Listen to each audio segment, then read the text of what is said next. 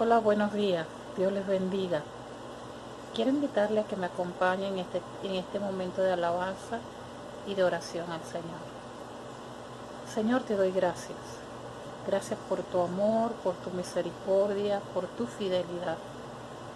Toma este tiempo, Señor, que dedicamos a ti para adorarte, porque reconocemos que dependemos de ti, reconocemos que necesitamos mucho de tu presencia, de tu guianza sobre nuestra vida, Señor. Queremos bendecirte, queremos darte gloria, honra a ti, que eres el único merecedor. No antes, Señor, sin pedirte que bendigas nuestras vidas con tu presencia, que en medio de este tiempo de alabanza tú puedes estar tocando nuestros corazones y los corazones de aquellos que van a estar unidos con nosotros en esta adoración, Señor, y en este tiempo de escuchar la palabra tuya, Señor. Queremos bendecirte. Toma, Señor. Te pedimos que tu presencia siempre esté con nosotros y que nos guardes, Señor. En el nombre de Jesús. Te bendecimos, te damos gloria, honor y honra a ti, Señor. Queremos ver tu gloria en nuestras vidas, Señor. Muéstranos tu gloria.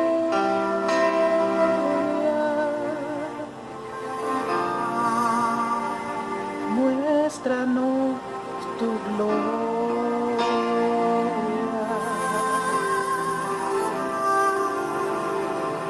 y contemplar la hermosura de tu santidad.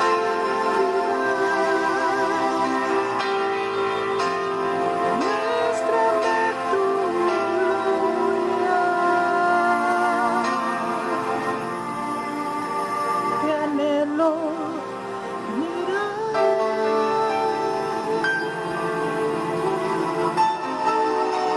y quieta estaré y conoceré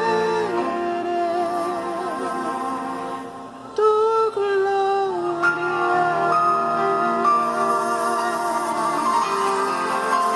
Oh Señor, quietos en ti, Señor, tu presencia, Señor. Te adoramos, recibe la gloria. Con confianza hoy yo me acerco a ti.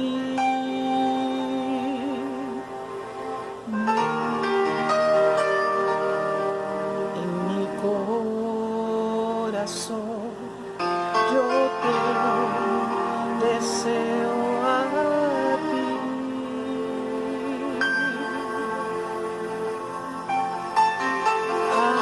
Háblame y te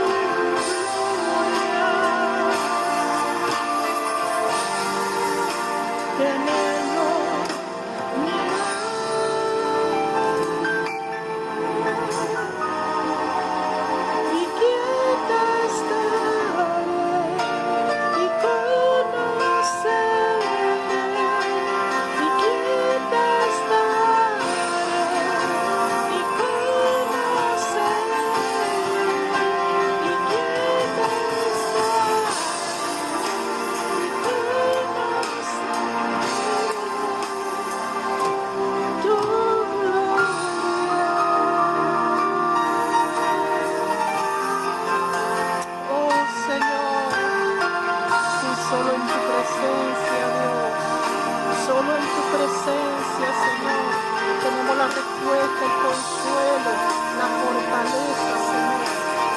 Toma este tiempo, Dios, toma este tiempo y ministranos, Señor.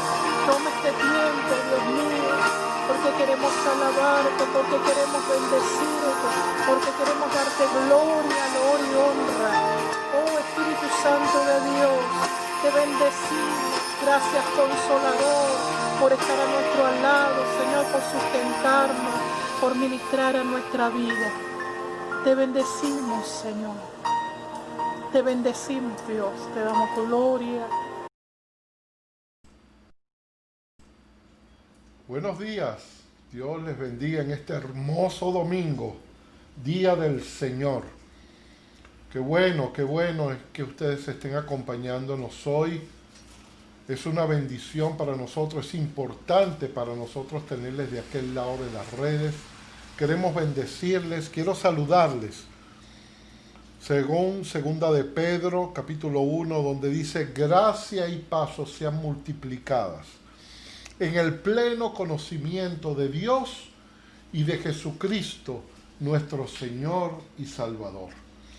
Doy gracias a Dios por la vida de cada uno de ustedes, por sus familias, y pido al Espíritu Santo que en esta mañana maravillosa pueda Él conducirnos, pueda Él revelarnos, pueda mostrarnos a Jesús en cada rincón y en cada pasaje de la palabra, que pueda Él ser revelado y a través de eso fortalecernos en nuestro hombre interior e ir creciendo de acuerdo a la imagen y al carácter de Jesús. Te doy gracias, Señor, condúzcanos en el día de hoy y gracias por todos los que nos están escuchando y por aquellos que nos van a ver también. Estamos comenzando, ya hace un par de domingos, hablamos sobre un nuevo nivel de intimidad con Dios, pero el domingo pasado comenzamos con un tema que yo dije para mí es vital, es sumamente importante y a medida que lo he estudiado me doy cuenta de lo importante que es el tema. El tema nos va a llevar algunos domingos, ¿ok? No sé cuánto, esta es la segunda parte. Y el título es La escalera que conduce a la madurez espiritual, segunda parte. La escalera que conduce a la madurez espiritual, segunda parte. La vida cristiana es comparada por Pablo con una carrera.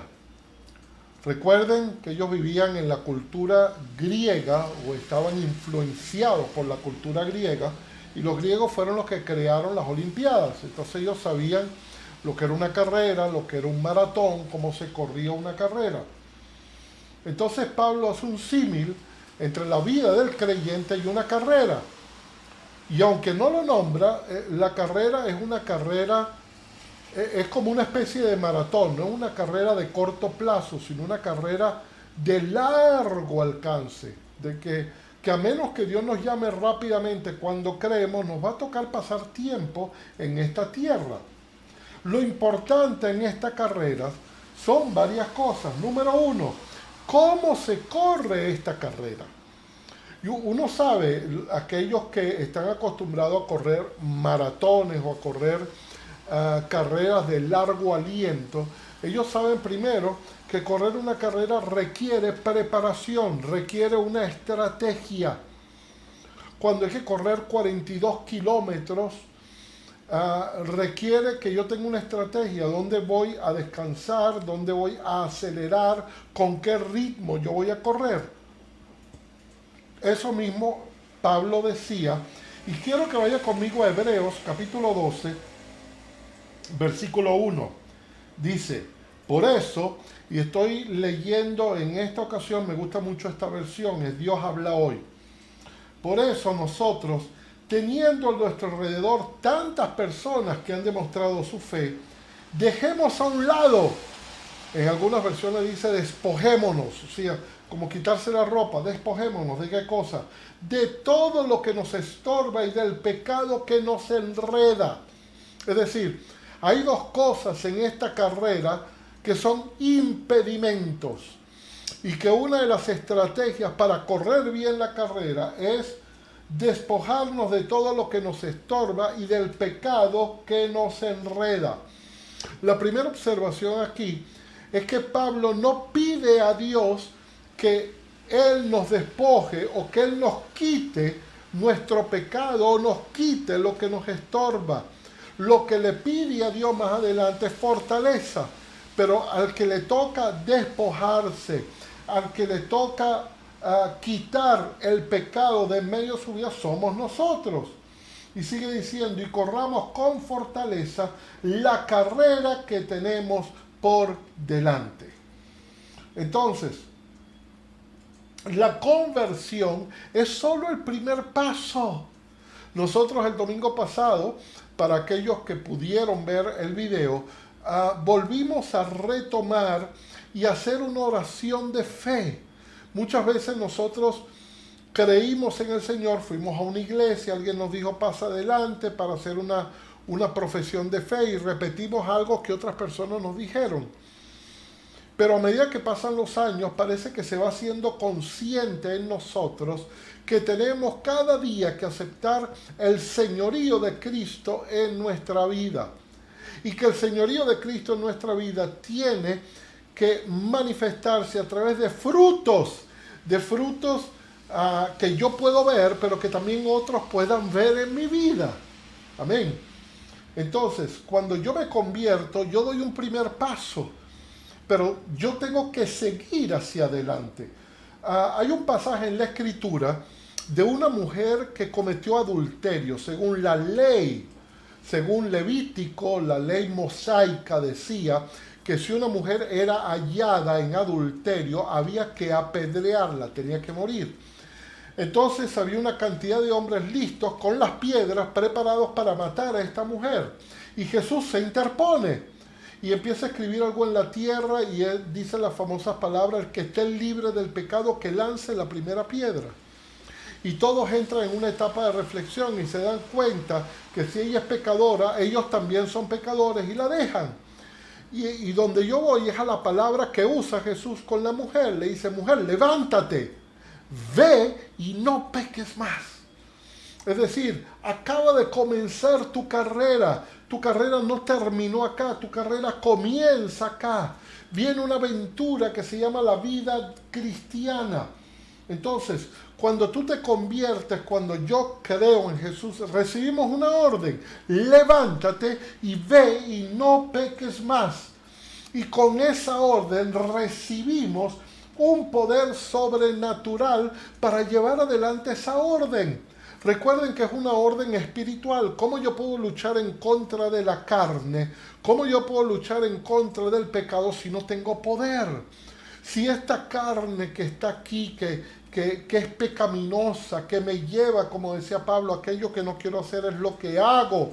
Señor, ¿quién me librará de este cuerpo de muerte? Si esta carne nos cuesta tanto vencerla, ¿cuánto más si no tenemos el poder del Espíritu Santo obrando en nuestras vidas? Entonces, una vez que nos convertimos, sucede lo que dice Colosenses capítulo 1, versículo 11. Colosenses capítulo 1, versículo 11 dice, y ser fortalecidos en todo sentido con su glorioso poder. Así perseverarán con paciencia en toda situación. Entonces, cuando nosotros nos convertimos, es muy importante en esta carrera entender cuál es el primer paso, cómo arrancamos. En cualquier carrera, ustedes han visto las Olimpiadas, han visto carreras de 100 metros, de 200, de 400 metros planos, de 800 metros. ¿Cuán importante es el arranque? ¿Cómo hay que arrancar? Ellos asumen una posición, hay un disparo o hay una señal y ellos salen corriendo. Bueno, la forma como colocan los pies, ese primer sprint es sumamente importante para agarrar el ritmo de la carrera. La conversión entonces es ese primer sprint que tenemos que dar. Pero la palabra sigue diciendo que nosotros tenemos toda una carrera por delante y que hay mucha gente viéndonos a nosotros. Por eso decía lo que leíamos al principio, una gran nube de testigos, gente que ya ha creído. Lo otro importante, aparte de tener una estrategia de cómo correrla es muy importante, entender cómo se arranca. Lo otro importante es llegar al final, pero llegar al final de una manera, se puede llegar al final de muchas maneras, ¿ok?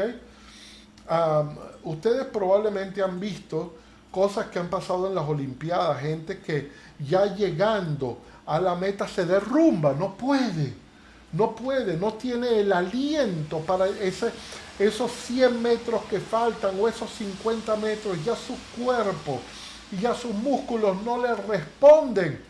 Y a veces alguien por compasión o por ayudarle lo carga y lo jala y entre los dos medios llegan a la meta. Bueno, esa no es la visión del cristiano, porque dice la palabra en 2 de Pedro capítulo 1 versículo 11, 2 de Pedro capítulo 1 versículo 11, porque de esta manera os será otorgada amplia y generosa entrada en el reino eterno de nuestro Señor y Salvador Jesucristo. Entonces, ¿cómo tenemos que terminar la carrera? No podemos entrar raspando, tenemos que entrar aprobados.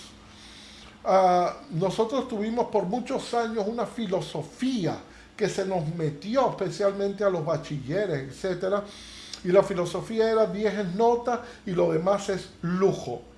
Yo con pasar tengo, y eso no es, porque uno se da cuenta que en la medida en que uno solamente aprueba, uno se llena de deficiencias para cosas que vienen más adelante. Entonces nosotros tenemos que ir pensando en cómo terminar con brillo. Es decir, que cada día la gloria sea mayor, que nosotros caminemos de gloria en gloria, de paso en paso, no importa si los pasos son pequeños, pero que sean hacia adelante, que sean pasos progresivos. Ahora, con esto que estamos estudiando, con esta escalera, Pedro hace un énfasis recordándonos las armas que tenemos para deshacernos del pecado. Él nos ha dado poder para deshacernos del peso que nos estorba. Quiero leerles 2 de Pedro capítulo 1, versículo 10. Y como usted está observando, estamos leyendo mucho hoy la palabra. Por lo cual, 2 de Pedro 1, 10 y 12 y 13, esos 3 versículos, dice, por lo cual, hermanos, tanto más procurad hacer firme vuestra vocación y elección. Entonces, Pedro supone que le está hablando a gente creyente, que ya tiene una vocación de crecimiento, que ha elegido este camino para ir hacia adelante. Dice, porque haciendo estas cosas, y de eso vamos a hablar hoy, ¿qué son estas cosas? No caeréis jamás. Y vuelvo a repetir, yo lo dije el domingo pasado, pero esto es un versículo que a mí me impresiona. Es decir, si a mí me dicen, mira, si tú haces esto, jamás vas a apartarte del Señor. Nunca vas a caer. Puede ser que te equivoques. Puede ser que en algunos momentos no progreses, pero no vas a caer. Entonces, Dios nos dio el poder a través del Espíritu Santo, pero ahora es nuestro trabajo procurar hacerlo. Y por eso dice, porque haciendo ustedes estas cosas. Pero sigue diciendo Pedro en el versículo 12, por esto yo no dejaré de recordaros siempre estas cosas.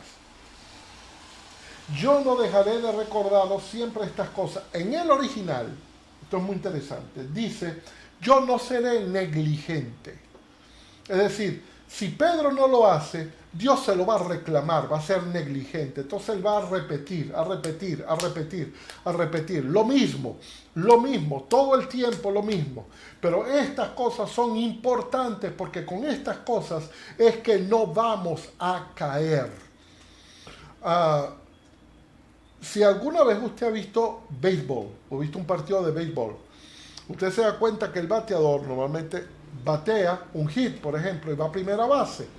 Y cuando llega a la primera base que toca, ¿verdad? Se le acerca lo que llaman el coach y le habla algunas cosas. Y yo siempre decía, ¿qué le hablará?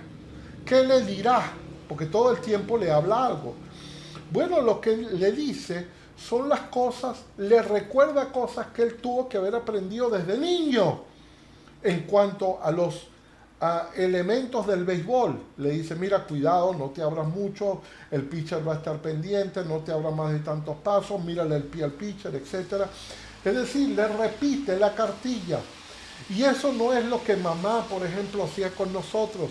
A veces cuando íbamos a salir de casa, él se sentaba, hey, ven acá, no vayas a hacer esto, no vayas a hacer lo otro, no agarres nada, no salgas con nadie, no recibas nada. Y nos reía la cartilla una y otra vez, una y otra vez, una y otra vez.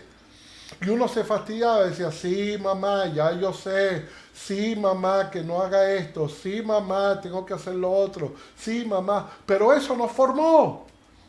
Porque era en la repetición, el acordarnos. Por eso dice Pedro, no les voy a dejar de recordar. Aunque vosotros la sepáis, decía Pedro, aunque ustedes la saben y estéis confirmados en la verdad presente. Pues tengo por justo que en tanto estoy en este cuerpo, el despertaros con amonestación. Entonces, no solamente es importante esto, sino que Pedro hace énfasis en que esto hay que repetirlo y repetirlo y repetirlo y repetirlo y recordarlo y recordarlo y recordarlo, porque parece que hiciera parte de un fundamento para que nosotros crezcamos sanamente, para que nosotros corramos la carrera estratégicamente y para que podamos llegar al final como vencedores. Segundo punto, ¿cuáles son las cosas que nos tienen que ser recordadas? Por eso decía Pedro, porque haciendo estas cosas, entonces, ¿cuáles son las cosas? ¿Dónde están esas cosas? Ya nosotros el domingo pasado las leímos, ¿verdad? Por eso decía segunda de Pedro, agrega a la fe virtud, a la virtud agrégale, ¿se acuerdan? Conocimiento, al conocimiento dominio propio, el dominio propio y paciencia. Y parece que vamos escalando, vamos yendo a una escalera donde tenemos que ir agregando a la fe, que es la base, a la fe salvadora, todas estas cosas. Entonces, el primer paso es la fe para salvación. Al aceptar a Cristo como el Salvador, como el Señor en nuestra vida, se nos es dada una medida de fe. Pero esa medida de fe que Dios nos da en aquel momento, yo tengo que tener la confianza que es suficiente para tres cosas. Número uno, para comenzar a entender las Escrituras. Esto es tremendo y usted le debe haber pasado. Seguramente usted leyó la Biblia o leyó algún pasaje de la Biblia o leyó. Yo recuerdo que una de las cosas que yo leía mucho antes de conocer al Señor era Apocalipsis y no entendía nada. Me parecía el libro más extraño y más raro del mundo. Y la Biblia también me gustaba en algunas historias, pero no las entendía. O las entendía muy superficialmente, solo las veía como la parte histórica. Pero de repente cuando nosotros creemos y aceptamos a Cristo, somos llenos, sellados con el Espíritu Santo. Y una de las capacidades que Dios te da es de que la Escritura comienza a ser revelada. Y comenzamos a leer y uno dice, wow, y esto estaba acá, y wow, y siempre estuvo acá, y yo lo leí, pero no lo entendí. Lo segundo que Dios nos da es el poder para vencer sobre el pecado y sobre las tentaciones. Dios nos da el poder. Es decir, si nosotros no vencemos, si nosotros pecamos, ya no es culpa de Dios, porque Él nos dio la capacidad y nos está diciendo, elimina eso de tu vida, elimina lo que te estorba. Y lo tercero es que nos da la capacidad para dar frutos, nos hace fructíferos. Comienzan a generarse cosas en nuestra vida que otros comienzan a observar en nosotros. Segundo paso de esta escalera, dice la palabra, es a la fe añada virtud. El segundo paso es añadir virtud. La palabra virtud en el texto original se refiere a excelencia moral. Escucha esto. Valores morales basados en la palabra de Dios. Y también nos habla de actos heroicos. Ahora usted me dice, ¿qué quiere decir usted con eso, pastor? En algún momento de tu vida, y esto es lo que hace la virtud, tú tienes que decidir y ponerte firme, sabiendo que hay cosas que te van a costar. Hay decisiones que tú tienes que tomar. Hay cosas que tú tienes, de las que tienes que convencerte. Hay cosas que tienes que actuar creyéndole a Dios, porque eso va a traer recompensa a tu vida. Quiero ponerles como ejemplo, ¿se acuerdan los jóvenes hebreos? Daniel, Sadrach, Mesach y Abednego. Estaban en Babilonia. Fueron obligados a adorar al rey Nabucodonosor y a la estatua que él había creado, a ser idólatras. Y se les iba a matar y le dijeron, si ustedes no adoran la estatua, los vamos a matar, los vamos a poner en el horno, en un horno, y vamos a encender el horno y ustedes se van a quemar en el horno. Y yo no sé si usted recuerda las palabras de ellos, dijeron, Dios nos va a librar del horno, pero si no lo hace, no interesa, no vamos a adorar. Entonces ellos se pararon firmes. Y Nabucodonosor hace calentar el horno 7 veces más, pero ellos permanecen. No importa lo duro de la prueba, cuando nosotros tenemos virtud, nosotros logramos permanecer. ¿Por qué? Porque nos basamos en los principios morales de la palabra que nos dan fuerza. Y digo morales de la palabra porque son principios de Dios. Hay inclusive muchas partes de la Biblia que dice, los cobardes no heredarán el reino de los cielos. Y eso es lo que tiene que ver con cobarde. Es aquel que no mantiene posiciones firmes, que llega un momento donde hay cosas que yo no puedo hacer y eso me lo da la virtud. Yo tengo que tener fortaleza en ese sentido. Entonces dice, añádele a tu fe la excelencia moral. Excelencia moral es que nadie tenga algo que reclamarte con respecto a tu virtud. Busca la integridad en tu corazón, busca la integridad en tu mente. Busca cada vez lo mejor para Dios. Hay un gran reto que nosotros tenemos por delante. A través de toda la historia, ha sido muy difícil vivir una vida moralmente correcta. Moralmente tal como Dios lo expresa. Todos los días el creyente va a tener que batallar contra las ofertas del mundo.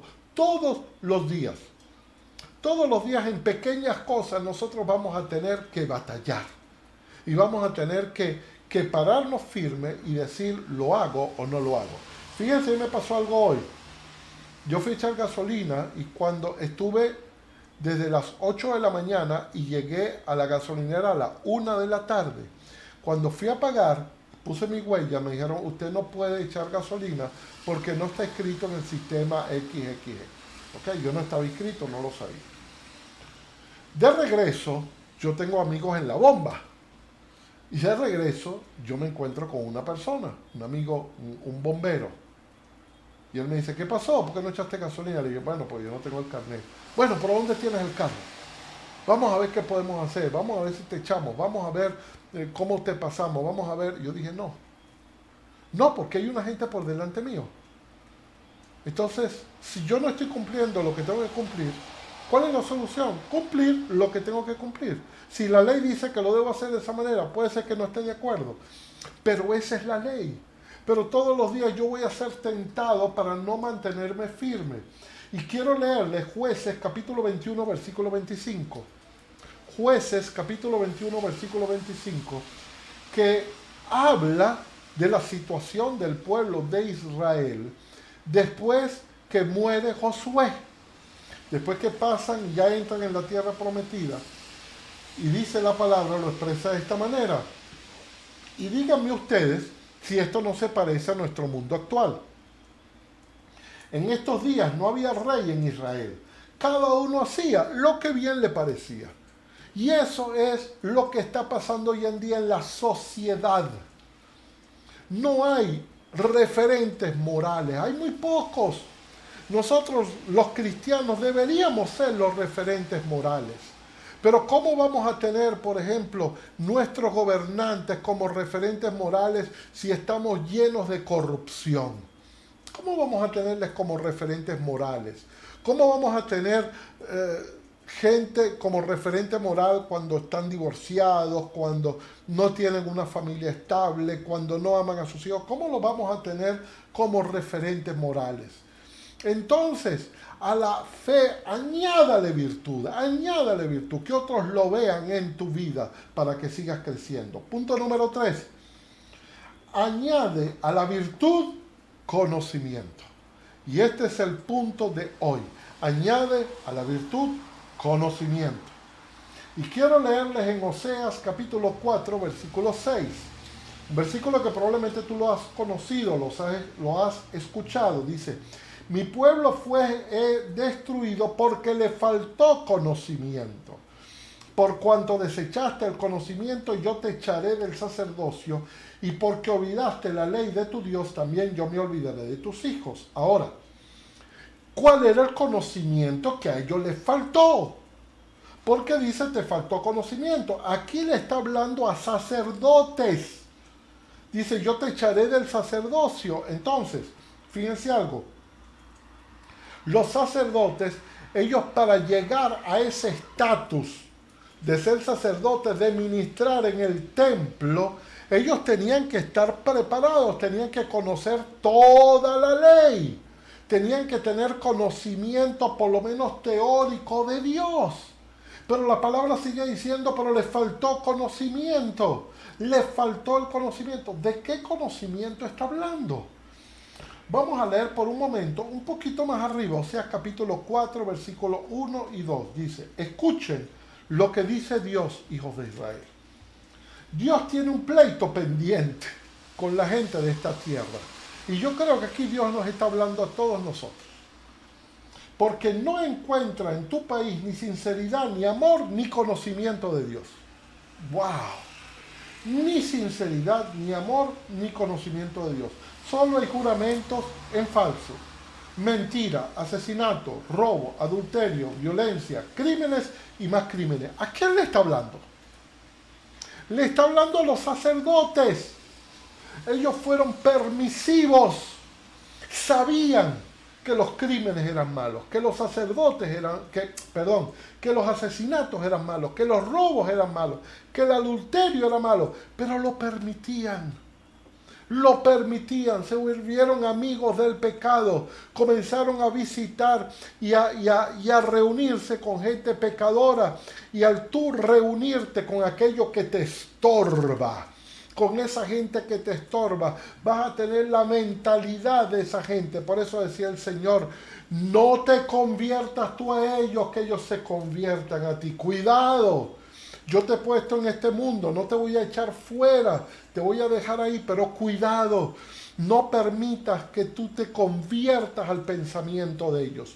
Porque hoy en día hay tanto pensamiento, y por eso tenemos que volver a hablar de la virtud, y a la virtud agregarle el conocimiento, ¿verdad? Porque el conocimiento que les faltaba no era la ley, ellos sabían la ley. Entonces el conocimiento que nos falta no es a veces que no conocemos la Biblia, que no conocemos lo que es bueno o lo que es malo, que no tenemos la conciencia de lo que son los adulterios, etc.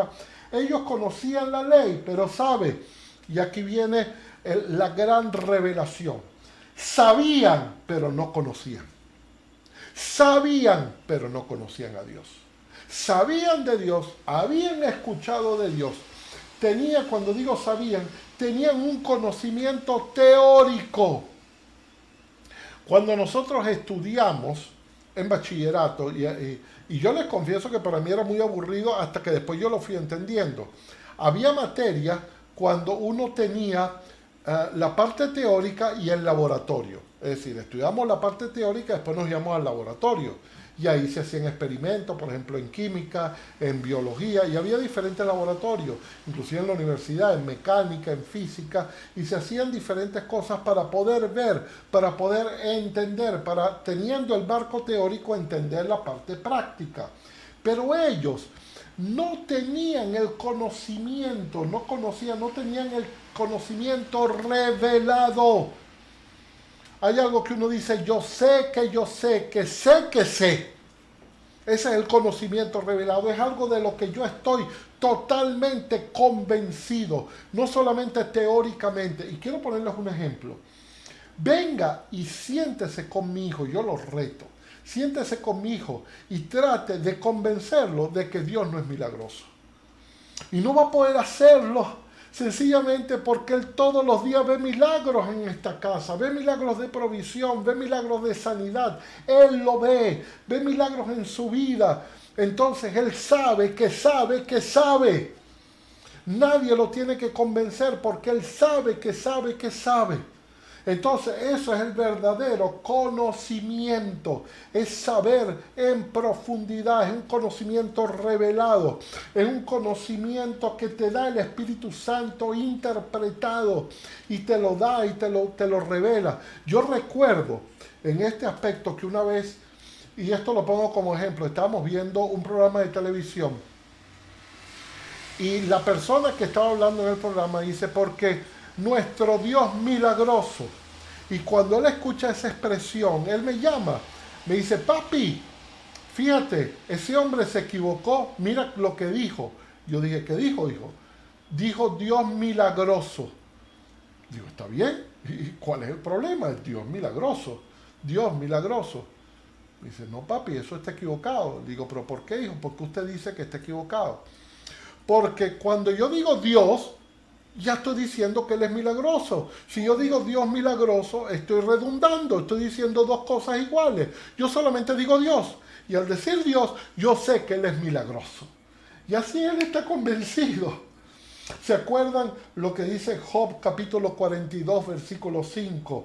Después de todo lo que Job pasó, después que Job entendió la prueba, después que Job pasó ese dolor, pasó esa oscuridad donde él no entendía el por qué le estaba pasando lo que estaba pasando, decía, de oídas te había oído, de oídas había oído lo que contaban de ti, tenía el conocimiento teórico, pero ahora te veo con mis propios ojos, ahora te conozco, Señor, ahora te conozco, ese es el conocimiento.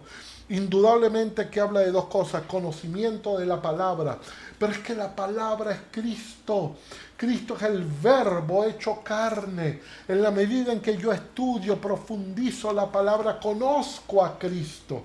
Conozco lo que siente, conozco lo que le agrada, conozco su personalidad, le conozco a Él. ¿Cómo aprenden los niños? Y este es otro buen ejemplo. A veces un niño, esto no me pasó con mi hijo, pero yo lo he visto con otros niños, ¿verdad? El niño tiene siempre de chiquito una curiosidad por meter algo donde está la corriente eléctrica. Y uno le dice, no lo hagas, no lo hagas, ten cuidado. Y uno trata inclusive de protegerlo, de ponerle unos protectores para que ellos no puedan, por descuido, poner algo. Pero hay veces que algunos, porque los padres no estuvieron atentos o lo que sea, metieron algo y eso les dio un corrientazo.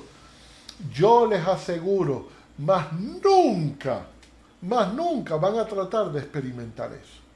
Entonces, ellos sabían, tenían un conocimiento teórico, pero una vez que metieron y recibieron el corrientazo, yo sé que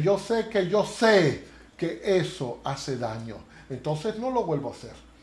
Entonces, Pedro por eso insiste, aunque lo sepan, yo quiero seguir reiterando, quiero seguir enseñando. Su fe necesita excelencia moral, pero la excelencia moral necesita conocimiento de Dios, necesita intuición de lo que Dios piensa, necesita una revelación de la palabra, y de esa manera vas agregando cosas en tu vida para no caer jamás. No serás ciego, serás un vencedor. Y quiero decirte algo, no necesitas siempre en tu vida una experiencia dramática. No necesitas pasar por algo grave para aprenderlo. Hay un dicho que dice, nadie aprende en cabeza ajena. ¿Sabe? El sabio aprende en cabeza ajena. El que es sabio ve y se aparta. Observa wow, le pasó esto, yo debo tomar mis previsiones para que esto no le pase a mi vida. Entonces yo no tengo que ser dramático, tampoco tengo que hacer que mi hijo pase por cosas dramáticas para aprender y decirle, toma, mete el destornillador ahí para que veas lo que te va a pasar, mételo ahí, mételo. No, yo no estoy para hacerle un daño. Si lo aprende de otra manera, si él logra entender, entonces él va a ser sabio. Busca a Dios, pídele revelación. Dile, Señor, háblame. Él nos da de su infinita gracia la oportunidad para pedir revelación y Él nos quiere dar revelación. Entonces, ¿por qué el pueblo, dice la palabra en Osea, olvidó? Le faltó conocimiento. ¿Por qué olvidó la ley si la sabía? Escuche, sin revelación, la palabra siempre va a ser temporal en nuestra vida. Yo puedo aprender algo, pero cuando no lo aprendo por revelación, siempre va a ser temporal. Yo estudié años, cálculo, integrales, derivadas, etcétera, ecuaciones, todo eso lo estudié. Ahora, si yo lo estudié bien, yo lo puedo enseñar después de muchos años. Lo que necesito es refrescarlo un poco y enseñarlo. Entonces, nosotros tenemos que entender eso. Si aprendo algo bien, eso va a quedar para toda mi vida. Así es la revelación espiritual. Y Pablo hacía mucho énfasis en esto. Fíjense lo que dice Efesios capítulo 1, del versículo 15 hasta el 19. Efesios 1, del 15 al 19. Por esta causa, también yo, habiendo oído de vuestra fe en el Señor Jesús y de vuestro amor para con todos los santos, no ceso de dar gracias por vosotros, haciendo memoria de ustedes en mis oraciones. Y Pedro diría, y yo no ceso de recordarles siempre las mismas cosas, para que el Dios de nuestro Señor Jesucristo, el Padre de gloria, y fíjense esta oración hermosísima, os dé espíritu de sabiduría y de revelación en el conocimiento de Él. No es conocerle, es tener espíritu de sabiduría y de revelación, es conocer las verdades de Dios, es conocer lo que está aquí escrito, pero a la luz del conocimiento sobrenatural del Espíritu Santo. No es lo mismo, la letra mata, dice la palabra, pero el Espíritu vivifica. La letra por sí sola nos va a matar. Sí, lo vamos a entender, pero si en la letra no hay espíritu, si no hay revelación, no le conocemos. Y sigue diciendo, alumbrando los ojos de vuestro entendimiento, para que sepáis. Al yo tener esa revelación, entiendo cuál es la esperanza. Es decir, puedo ver el final del camino y puedo correr diferente porque sé el premio. Y me enfoco en el premio, me enfoco en el final. No en las cosas que van pasando en el interín, porque siempre van a pasar cosas. Y siempre algo me va a llamar a apartarme, a tratar de caer. Pero yo veo al final la esperanza a la cual nos ha llamado y cuál es la riqueza de la gloria de su herencia en los santos. Y cuál la supereminente grandeza de su poder. Gloria al Señor. La supereminente grandeza de su poder. Por eso viene por revelación. No es Señor, dame poder, Señor, dame poder, Señor, lléname poder. Muchos oran buscando poder, pero deberíamos orar buscando revelación del poder que ya tenemos.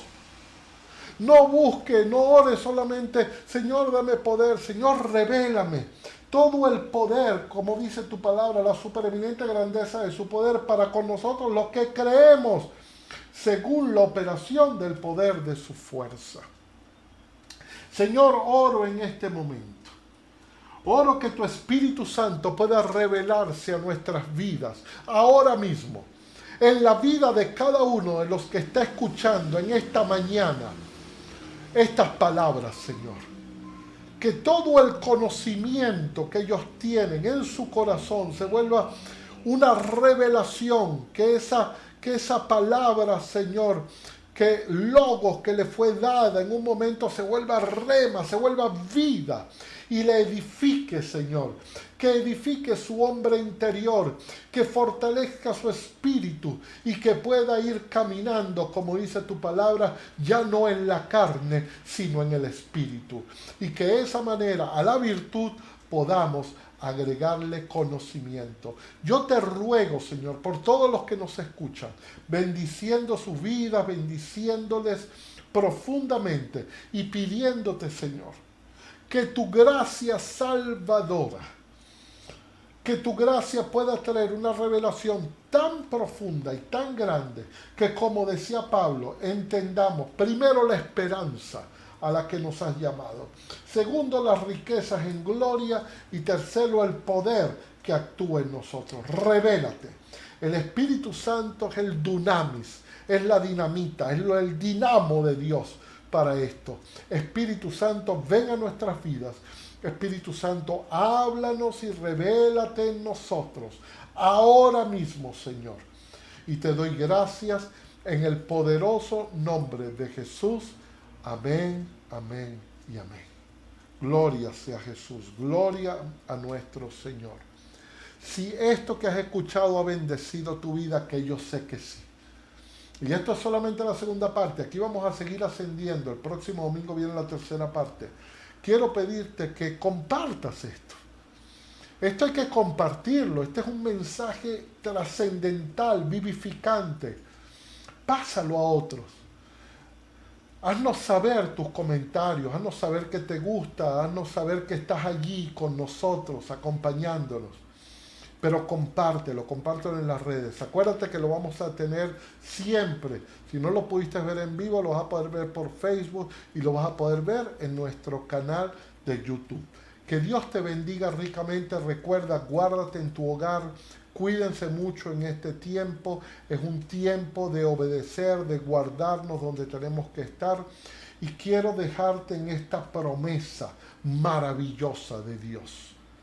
Si Dios está de tu lado, si Dios está de mi lado, ¿habrá alguien o algo que pueda oponerse a nosotros? Somos más que victoriosos en esta carrera que has comenzado y que vas a terminar con gloria. Dios te bendiga y te guarde. Una bendición grande de parte de mi esposa Sisi, de mi hijo, mía. Que la paz de Dios y la gracia de nuestro Señor Jesucristo y el poder del Espíritu Santo esté con todos ustedes. Dios les bendiga.